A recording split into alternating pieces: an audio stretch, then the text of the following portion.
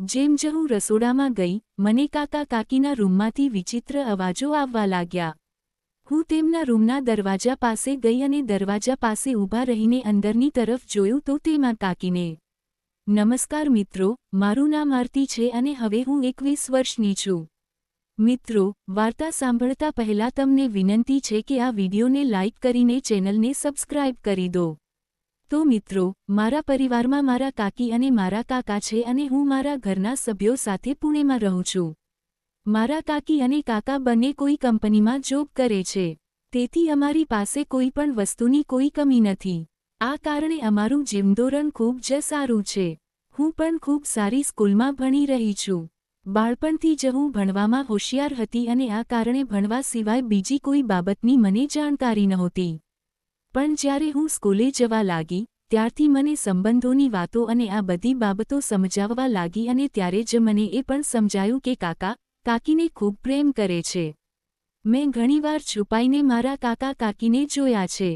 મારા કાકા ખૂબ નજીક છે અને તે હંમેશા કાકી સાથે રોમેન્ટિક વાતો કરતા રહે છે. મેં તેમને એકવાર રસોડામાં જોયા હતા. મિત્રો, એક રાતની વાત છે.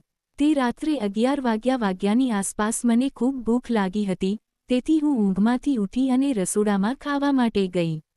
રસોડામાં જમીને હું મારા રૂમ તરફ પાછી જઈ રહી હતી, ત્યારે જ મને કાકા કાકીના રૂમમાંથી કંઈક ગણગણાટ કરવાનો અવાજ આવવા લાગ્યો. હું તેમના રૂમની બારી પાસે ગઈ અને બારી પાસે ઊભા રહીને અંદરનો અવાજ સાંભળવાનો પ્રયત્ન કરવા લાગી. કાકી કંઈક કહી રહ્યા હતા. કાકીના મોઢેથી અવાજ આવતો હતો. સાથે જ કાકાનો પણ અવાજ આવતો હતો. તે બંનેના અવાજ સાંભળીને હું ખૂબ પરેશાન થવા લાગી.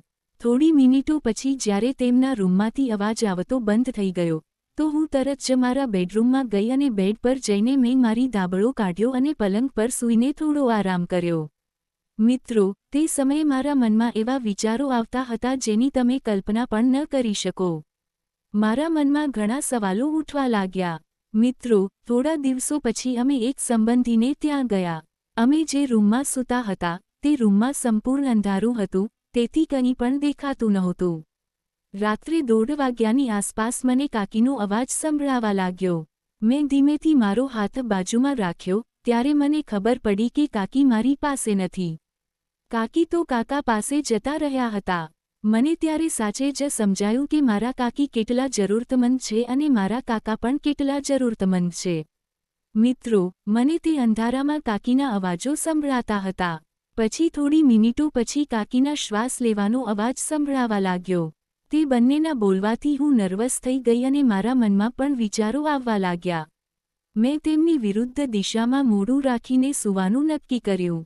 તે પલંગની એક તરફ કાકી કાકા હતા અને તે જ પલંગની બીજી તરફ હું સૂતી હતી. થોડી મિનિટોમાં જ મને તે સમયે બેચેની થવા લાગી. થોડીવાર પછી હું ચૂપ થઈ ગઈ. તે જ સમયે બીજી તરફ કાકી કાકા પણ ચૂપ થઈ ગયા હતા. મિત્રો, અમે ત્યાંથી બીજા દિવસે ઘરે પાછા આવી ગયા.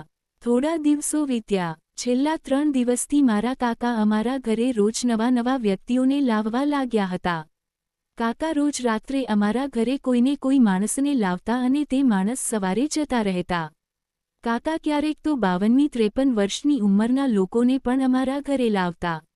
જ્યારે કાકા તે લોકોને અમારા ઘરે લાવવા લાગ્યા, ત્યારથી કાકીએ મને જણાવ્યું હતું કે રાત્રે 8 વાગ્યા પછી તું તારા રૂમમાં જ રહેજે. કાકાના મિત્રો એક રૂમમાં બિયર પીવા માટે બેસવાના છે, તો તું બિલકુલ તારા રૂમમાંથી બહાર ન નીકળતી. રાત્રે 8:30 વાગ્યા વાગતા જ ઘરની બધી લાઇટ્સ બંધ કરીને કાકી કાકા અને તે લોકો કાકી અને કાકાના રૂમમાં જઈને બેસી જતા. કાકા અને તે માણસ એક રૂમમાં બિયર પીતા અને બેસતા હતા. ત્યાં સુધી બધું બરાબર હતું. પણ રાત્રે 11 વાગ્યે તે લોકોએ મારી કાકી સાથે તેમના રૂમમાં કેમ બેસવાનું શરૂ કર્યું? આ વાત મને થોડી વિચિત્ર લાગવા લાગી. તેથી એક રાત હું કાકી કાકાના રૂમના દરવાજા બહાર ઊભી રહી. તેમના રૂમનો દરવાજો બંધ હતો. તેમના રૂમમાંથી વાતચીત કરવાનો અવાજ આવતો હતો. હું લગભગ 1.5 કલાક એવી રીતે ઊભી રહી. લગભગ 3 કલાક પછી તેમના રૂમમાંથી વાત કરવાનો અવાજ બંધ થઈ ગયો, તો હું મારા રૂમમાં પાછી ફરી. મિત્રો, હવે મને ડર લાગતો હતો કારણ કે કાકીએ મને કહ્યું હતું કે રાત્રે તું તારા રૂમની બહાર બિલકુલ ન નીકળતી. થોડા દિવસો સુધી મેં મારી જાતને ગમે તેમ કરીને રોકી, પણ થોડા દિવસો પછી મારી જિજ્ઞાસા વધવા લાગી અને તેથી જ મેં મારા મનમાં સંપૂર્ણ રીતે નક્કી કરી લીધું કે કંઈ પણ થાય, મારે જોવું જ છે કે કાકી કાકા અને તે માણસ કે તે લોકો તેમના રૂમમાં આખરે શું કરે છે. હું વિચારવા લાગી કે હું કેવી રીતે તેમના રૂમમાં જોઈ શકું.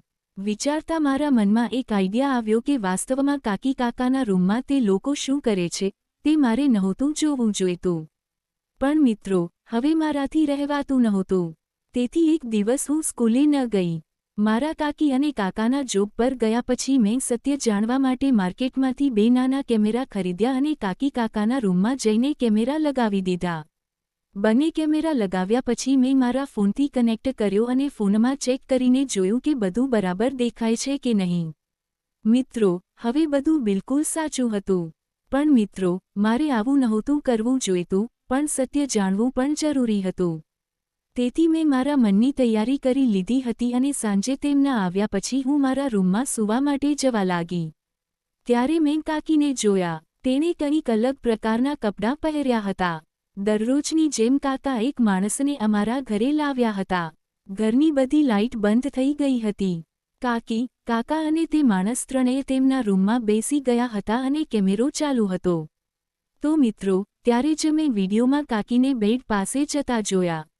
જેમ જ કાકી બેડ પાસે ગયા, તે માણસ કાકા સાથે વાત કરતા કરતા કાકીના હાથ પર પોતાનો હાથ રાખી રહ્યો હતો.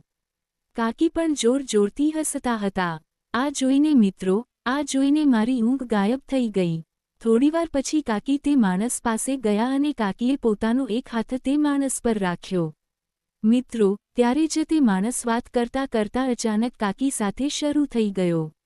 તે પણ એવું કે થોડી મિનિટો પછી જ અચાનક તે માણસ વિચિત્ર વ્યવહાર કરવા લાગ્યો. મારા કાકા ટેબલ પર બેસીને હાથમાં બિયરનો ગ્લાસ લઈને પોતાની વાઈફને જોઈ રહ્યા હતા. મિત્રો, મારી કાકી પણ પોતાના આખા રંગમાં હતી. થોડી પળો પછી તે માણસને કાકીને પોતાની સામે નીચે ઝૂકવાનું કહ્યું. પણ હવે મને તે માણસ ફક્ત ઊભો દેખાતો હતો અને તેની સામે કાકી નીચે બેઠા હતા. કાકીએ માથું નીચે રાખીને તેની તરફ જોયું અને પછી તેણે પોતાનો એક હાથ. સાચું કહું તો મિત્રો, હું હેરાન હતી. કાકી ઊભા થઈ ગયા. જેમ જ તે ઊભા થયા, તે માણસે તેમનો હાથ પકડીને તેને સામે બેસાડી દીધા. મેં તરત જ મારો મોબાઈલ ફોન એક તરફ મૂકી દીધો. પછી મિસ થઈ ગયું. બીજા દિવસે મેં તે વિડીયોમાં જોયું કે ત્યારે જ અચાનક મારા કાકા ઉઠ્યા. હું કાકાને જોઈ રહી હતી. કાકા કાકી પાસે આવીને બેસી ગયા અને કાકીએ જેમ બોલવા માટે પોતાનું મોઢું ખોલ્યું, ત્યારે જ તે માણસે સામેથી. તે બંનેને કાકી સાથે આવું જોઈને હું ચોંકી ગઈ. મિત્રો, તે દિવસે તે બંનેને જોઈને હું પણ સંપૂર્ણ રીતે હેરાન અને પરેશાન થઈ ગઈ હતી અને તે ટેબલ પર જઈને બેઠા. પછી તે માણસ બેડ પર જઈને સૂઈ ગયો. કાકી ઉઠ્યા અને તે માણસ પાસે ગયા અને ત્યાં જ સૂઈ ગયા. મેં જલ્દીથી ઉઠીને મારું બધું સમેટ્યું અને બહાર આવી તો મેં જોયું કે કાકી કાકા તેમના રૂમમાં હતા. કદાચ મારા જાગતા પહેલા જ તે માણસ જતો રહ્યો હતો. શનિવારે કાકી કાકાની કંપનીને રજા હોવાને કારણે તે બંને ઘરે જ હતા. હું રસોડામાં ગઈ તો કાકી કિચનમાં ચા નાસ્તો બનાવી રહ્યા હતા. હું રસોડામાં ગઈ તો કાકીએ મને ચા નાસ્તો આપ્યો. મિત્રો, મેં નાસ્તો કર્યો અને સ્કૂલ માટે નીકળી પડી. તે દિવસ પછી મને સત્યની ખબર પડી. પછી મેં ત્યાંથી મારા માતા પિતા પાસે જવાનો નિર્ણય લીધો. પણ મિત્રો, આનાથી તો એક વાત મને સંપૂર્ણ રીતે સમજાય છે. મિત્રો, મારા આ અનુભવે મને એ શીખવ્યું કે દરેકના જીવનમાં કેટલીક વાતો એવી હોય છે જેનો આપણે ક્યારેય અંદાજો ન લગાવી શકીએ. પરિવારમાં દરેક સભ્યની પોતાની જરૂરિયાતો અને મર્યાદાઓ હોય છે. સમયની સાથે હું સમજવા લાગી છું કે દરેક સંબંધમાં વિશ્વાસ, મર્યાદાઓ અને સમજદારી અને વફાદારીની આવશ્યકતા હોય છે.